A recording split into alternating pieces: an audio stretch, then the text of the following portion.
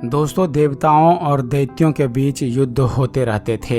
एक बार दैत्य गुरु शुक्राचार्य तपस्या करने चले गए और दैत्यों का मार्गदर्शन करने वाला कोई नहीं था। देवताओं ने इस अवसर का लाभ उठाया और दैत्यों पर धावा बोल दिया। शुक्राचार्य की माता और महर्षि भृगु की पत्नी पुलोमा का दैत्यों पर बड़ा स्नेह था, इसलिए दैत्य भागकर महर्षि भृगु के आश्रम में आ गए और उन्होंने पुलोमा से रक्षा की याचना की। संयोग से उस समय महर्षि भृगु आश्रम में नहीं थे। पुलोमा ने दैत्यों को निश्चिंत करने को कहा और उन्हें आश्रम में शरण दे दी। देवताओं को पता लगा तो उन्होंने भगवान श्री विष्णु के साथ भृगु के आश्रम में आक्रमण कर दिया। दैत्य हमले के लिए तैयार नहीं थे। वे सब घबराकर पुलोमा के पास दौड़े और पुलोमा देवताओं और दैत्यों के बीच आकर खड़ी हो गई। हमारा आपसे कोई बैर नहीं है, भगवान विष्णु ने पुलोमा से कहा। हम दैत्यों का संहार करने आए हैं, कृपया मार्ग से हट जाइए। पुलोमा ने भगवान विष्णु से कहा, ये मेरे पुत्र शुक्र के शिष्य हैं और मैंने इन्हें रक्षा का वचन दिया है। मेरे रहते आप दैत्यों का कुछ नहीं बिगाड़ सकते। तब भगवान विष्णु ने हाथ जोड़कर पुलोमा से विनती की, देवी, मैं आपके वचन का सम्मान करता हूँ, परंतु दैत्य अनाचारी और निरंकुश हैं। शुक्राचार्य के संरक्षण में ये निरंतर उछंकल होते जा रहे हैं। प्राकृतिक में संतुलन और व्यवस्था बनाए रखने के लिए इनका संहार आवश्यक है। शुक्राचार्य अपना दायित्व निभाते हैं तो आप हमें भी अपना कार्य करने दीजिए। भगवान विष्णु के समझाने पर भी पुलोमा नहीं मानी। यह देखकर देवताओं ने पुलोमा पर आक्रमण करना चाहा, किंतु पुलोमा ने समस्त देवताओं को स्तंभित कर दिया। हालांकि भगवान विष्णु पर पुलोमा की शक्ति का प्रभाव नहीं पड़ा, फिर भी वह पुलोमा को देखकर अचंभित थे। उन्होंने पुलोमा से पुनः विनती करते हुए मार्ग से हटने और दैत्यों को शरण न देने का आग्रह किया, परंतु पुलोमा अपने निश्चय पर अडिग रही। यहाँ तक कि पुलोमा ने देवताओं को भस्म करने की भी धमकी दे डाली। भगवान विष्णु समझ गए कि पुलोमा के रहते दैत्यों का संहार संभव नहीं होगा।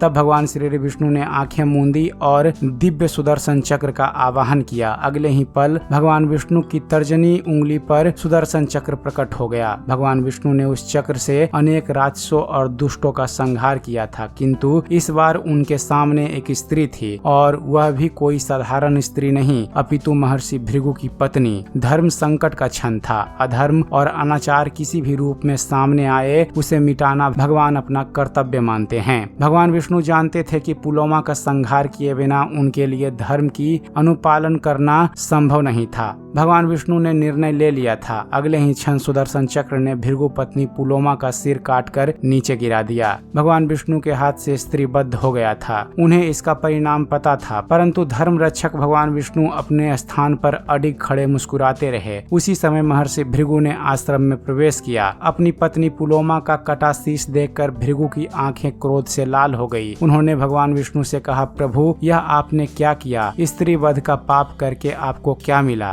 तब भगवान श्री विष्णु मुस्कुराते हुए शांत स्वर में कहते हैं, हे महर्षि, मेरी दृष्टि में पुरुष और स्त्री का कोई भेद नहीं है। मैं केवल धर्म और अधर्म का अंतर समझता हूँ। आपकी पत्नी पुलोमा धर्म की रक्षा में बाधा उत्पन्न कर रही थी, इसलिए मुझे इनका वध करना पड़ा। हे नारायण, आपने जो मुझे पीड़ा पहुंचाई है वही पीड़ा आपको भी भोगनी पड़ेगी। जाइए, मैं आपको श्राप देता हूँ कि जिस तरह मैं इस स्त्री के वियोग से दुखी हूँ, उसी तरह आपको मनुष्य रूप में जन्म लेकर पत्नी वियोग का कष्ट सहन करना पड़ेगा। भगवान विष्णु ने हाथ जोड़कर कहा, हे महर्षि, मुझे आपका श्राप स्वीकार है। भृगु के इसी श्राप के फलस्वरूप भगवान विष्णु ने त्रेता युग में दशरथ नंदन प्रभु श्री राम के रूप में जन्म लिया और रावण द्वारा माता सीता के अपहरण के बाद प्रभु श्री राम को पत्नी वियोग का कष्ट भोगना पड़ा। तो दोस्तों, यह थी एक छोटी सी जानकारी कि भगवान श्री रामचंद्र को क्यों पत्नी वियोग का कष्ट सहना पड़ा था इसके बारे में। उम्मीद करते हैं फ्रेंड्स आप सभी को हमारा ये वीडियो पसंद आया होगा। वीडियो पसंद आया हो तो वीडियो को लाइक और शेयर करना मत भूलिएगा और ऐसे ही ज्ञानवर्धक वीडियो देखते रहने के लिए आप हमारे इस चैनल ज्ञान मंथन को सब्सक्राइब जरूर कीजिएगा। आप हमारे इस चैनल को सब्सक्राइब कीजिए और देखते रहिए, जानते रहिए। धन्यवाद। जय हिंद।